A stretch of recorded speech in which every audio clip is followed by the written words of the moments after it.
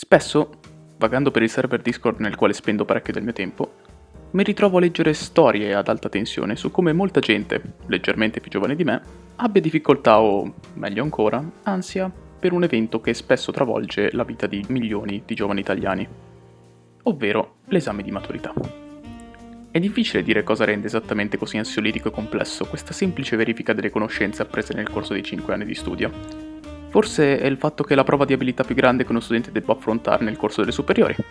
O forse è il fatto che il format attuale dell'esame lo fa somigliare leggermente a un episodio di Chi vuole essere milionario, nel quale Gerry Scotti, a differenza della norma, ti fa domande tenendo costantemente una pistola puntata alla tua testa. Ciò che importa è che per molti di noi quest'esame ha rappresentato una montagna, o forse una collina, o forse una valle, non lo so, non avevo 4 in geografia, che cazzo ne so io. Insomma, ciò che conta è che ciascuno di noi ha affrontato questo episodio dell'eredità in modo diverso, e ciascuno di noi ha trovato soluzioni particolari ed efficaci che l'hanno aiutato a crescere come individuo. Per questo esatto motivo, oggi vi voglio raccontare una storia ricca di sangue, lacrime, sacrifici e, soprattutto, momenti di alta tensione. Il mio nome è Max, e questa è la storia di come ho passato la maturità.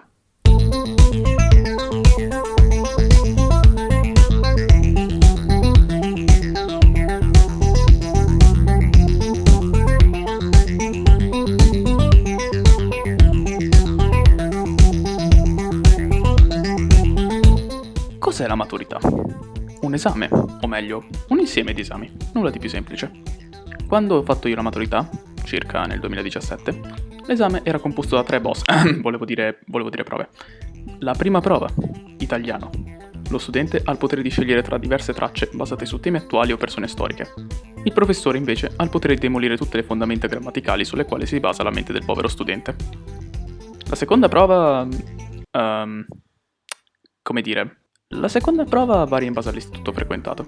Nel nostro caso dunque, essendo un istituto tecnico ed essendo la nostra specializzazione la costruzione del mezzo aereo, la seconda prova si sarebbe basata su degli esercizi di fisica aeronautica particolarmente complessi, proposti da una persona che servirà un ruolo abbastanza importante nella nostra narrativa. Restate sintonizzati per capire il perché. Terza prova. Gerry Scotti scende dal cielo, si siede dinanzi a te e inizia a farti domande su 3 materie svolte nel corso del 5º anno di superiori. Quali materie?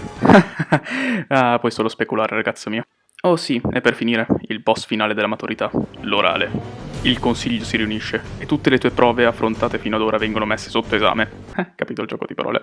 È una prova di forza, coraggio e abilità, nella quale solo i più forti riescono a sopravvivere. Oh sì, e c'è anche da portare una tesina. Parleremo anche di quella, tranquilli. Come funziona dunque il periodo di preparazione per uno studente? Semplice.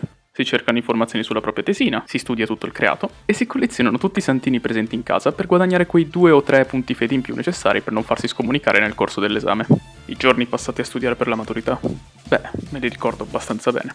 Ogni mattina sveglia alle 7:30, funzioni matematiche, 50 integrali, 23 aerei diversi a cui calcolare portanza, velocità e altre stronzate varie, 2 km di corsa per tenersi in forma e prepararsi alle possibili domande teoriche di educazione fisica, 250 righe di analisi del testo e, dulcis in fundo, ripasso completo del codice civile italiano per possibili domande di diritto. Rocky, in confronto, sembrava una pippa. Ironicamente, questa tortura psicofisica sembrava quasi completamente l'opposto del metodo di studio adoperato nel corso dell'anno. Di norma, infatti, dopo 5 anni di superiori, uno studente inizia ad adoperare un metodo di studio estremamente efficiente che limita la fatica fatta nell'apprendimento delle nuove nozioni apprese a lezione. Nel nostro caso, per esempio, non era raro incontrarsi la mattina nel bar vicino alla nostra scuola, sedersi in cerchio alla nostra tavola rotonda, sorseggiare un comodo caffè caldo e discutere ripassare gli argomenti necessari in vista di verifiche e di interrogazioni. Creava un'atmosfera di studio estremamente calma, nella quale ci si poteva prendere un momento di sollievo, lasciare andare via l'ansia, la tensione e sentirsi per una buona volta tranquilli. Dopotutto, dicevamo tutti di venire lì per studiare, ma la verità dei fatti era ben diversa. Venivamo lì solo perché ci piaceva bere un caffè in sana compagnia. E parlando di compagnia, in questa incredibile guerra tra studenti e professori, non ho ancora parlato di uno degli elementi chiave di questa storia: i professori. Uomini o donne, il cui compito è quello di insegnare date materie. C'è chi insegna bene e chi insegna male, ma l'importante è che alla fine della giornata insegnino qualcosa. Di tutti questi prof presenti nella nostra commissione d'esame, solo uno ricopre un ruolo importante per la nostra storia. Ora, per motivi di privacy, non posso dire nomi e cognomi reali. Ciò che posso fare però è inventarmene qualcuno verosimile e sicuramente poco attinente alla realtà. Vi presento dunque il nostro professore, Carlos. Carlos è una persona molto particolare. Insegna fisica aeronautica e se ne intende parecchio dell'argomento. Ciò che caratterizza la sua persona è il suo particolare metodo di insegnamento. Per imparare ad andare in bici, spesso si parte con delle ruote di supporto aggiuntive e poi, una volta guadagnata confidenza, si rimuovono e si impara ad andare con solo 2 ruote.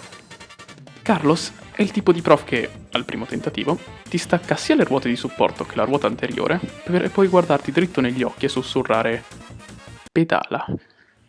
Come dire, il suo metodo di insegnamento era particolarmente duro, ma efficace. Certo, il 90% delle verifiche si prendeva una media del 4, ma forse, in fondo, era giusto così. Mettiamoci una mano sulla coscienza e parliamo con sincerità per una buona volta. Anche se la media era del 4 e come prof sembrava quasi non interessarsi troppo dei nostri problemi, forse è grazie a lui che oggi sappiamo cosa fare quando siamo in difficoltà, quando tutto ci va contro e sembra non esserci nessuna soluzione apparente. Ironicamente, potrei quasi dire che quello che sta per succedere sia colpa sua.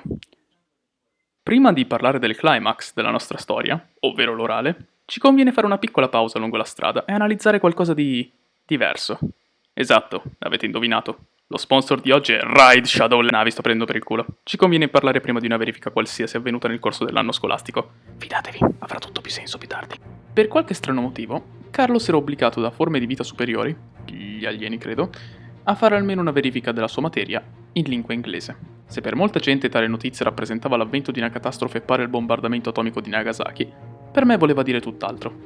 Vedete, nonostante il mio livello di inglese sia discutibile, per gli standard d'educazione italiana quello era un solido 9 su 10, e avere la possibilità di combinare qualcosa di così potente con qualcosa di così debole avrebbe più che sicuramente portato a risultati interessanti. Il tempo passa, facciamo la verifica e, in quella che sembrava una tranquilla giornata di lezione, il professor Carlos tirò fuori dei fogli, guardò la classe e chiese: "Chi di voi è bravo in inglese?" Dopo una breve e civile discussione, la classe decise di mandare me e, sorprendentemente, la prima cosa che mi sentii dire una volta giunto dinanzi alla cattedra fu: "Tu, le verifiche, dammi una mano a correggerle." Non so descrivere bene a parole cosa provai in quel momento, posso però confermarvi che, musicalmente parlando, mi sentii tipo così.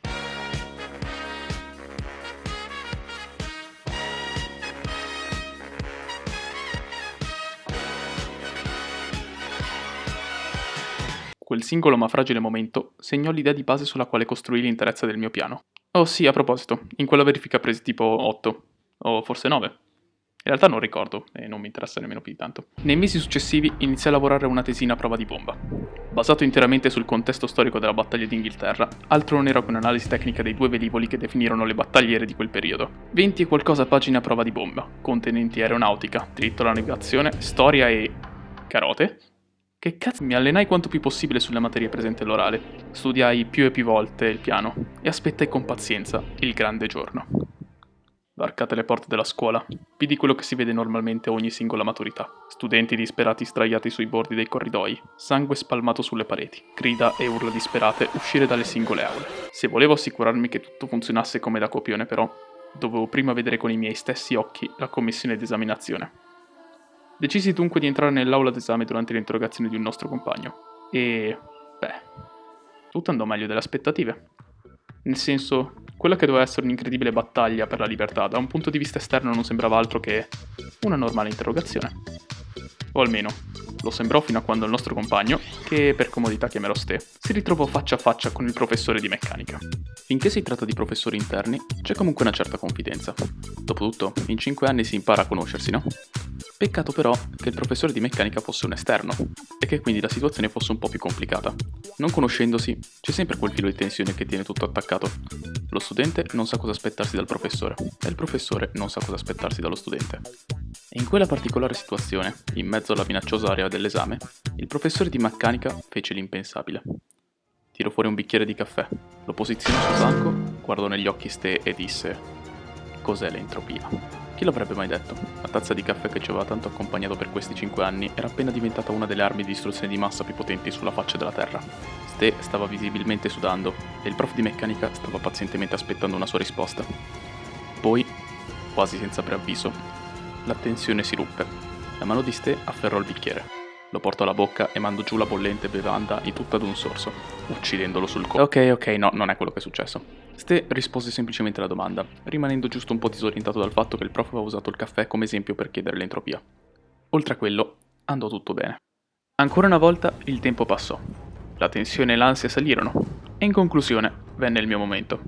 Aprì la porta, entrai nell'aula d'esame e venni accolto dalla frase «Benvenuto, il consiglio deciderà il tuo destino». Con il cuore in gola guardai il super direttore galattico della scuola, o preside se preferite, e sentii la frase «Prego, può esporre la sua tesina».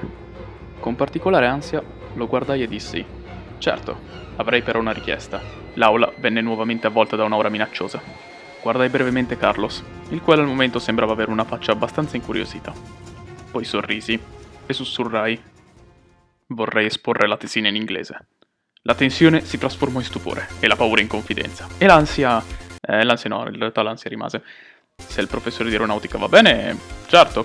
Carlos, da ingegnere d'aeronautica, non poteva ammettere dinanzi al preside e altre 5 persone di non sapere l'inglese. E allo stesso modo, la professoressa di inglese presente alla commissione era esterna, il che voleva dire che di aeronautica, tema principale della tesina, non se ne intendeva troppo. Tutto ciò che poteva fare era constatare che l'inglese da me parlato andasse bene. O meglio ancora fosse un 9 su 10. E così, dopo un paio di minuti di esposizione, finì e cominciai l'interrogazione con i singoli prof. E a dirla tutta andò relativamente bene. Tranne che per diritto. Diritto è andato a me. Alla fine della fiera uscì dall'aula con un voto abbastanza normale. Tipo 70 e qualcosa. A dirla tutta non ricordo nemmeno il numero esatto. Voglio dire, in fin dei conti, numeri e dati di piccolo valore finiscono con l'essere dimenticati nel tempo. Ma le emozioni provate, nah, quelle non spariscono. A sentire tutta questa noiosa storia, potreste quasi dire «Wow, Carlos deve averti odiato per aver fatto una simile bastardata». Ma, credetemi o meno, non la penso così. Fosse stato arrabbiato con me ne sarei reso conto. Mi avrebbe fatto rimpiangere ogni singola parola detta in inglese con l'interrogazione 1v1 più violenta della storia. Ma non fu così. Posso giurarvi che, alla fine, sul suo volto c'era un po' di sollievo e felicità. Dopotutto, dei professori possiamo credere ciò che vogliamo, che non hanno un cuore, che vivono solo per renderci la vita un inferno, o addirittura che a colazione si bevono una tazza contenente le nostre lacrime e mangiano bambini. Ma in fin dei conti, sono umani come noi, e come normali umani non possono che essere felici nel vedere cose del genere. Come detto prima, in fondo, lo scopo di un prof è quello di insegnare, e chi non sarebbe felice di sapere di essere riusciti nel proprio scopo? E così, con un bel po' di sollievo in corpo e con la felicità di essere sopravvissuti alla giornata più difficile di qualsiasi studente, uscì dalle porte della scuola e camminai verso l'orizzonte. Avevo fatto il mio lavoro, e l'avevo fatto anche abbastanza bene. Giunto a quel punto, non mi restava che mettermi il cuore in pace e prepararmi a partire per il Vietnam degli studenti di quinta superiore, ovvero Malta. Ma questa è un'altra storia. Touch, sweet touch, you've given me too much to feel.